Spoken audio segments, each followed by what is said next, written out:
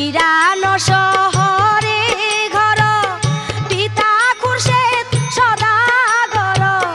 ছেলে মেয়ে দুইটি ছিল তার কথা করি গো প্রচার কথা করি গো প্রচার ইরান শহরে ঘর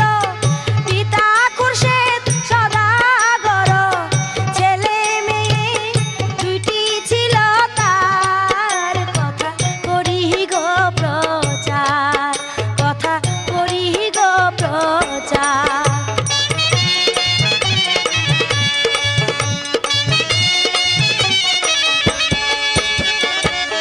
ছেলের নামটি রহমান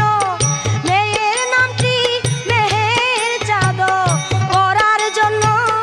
রাখিলেন মাস্টার কথা করি গো প্রচার কথা করি গো প্রচার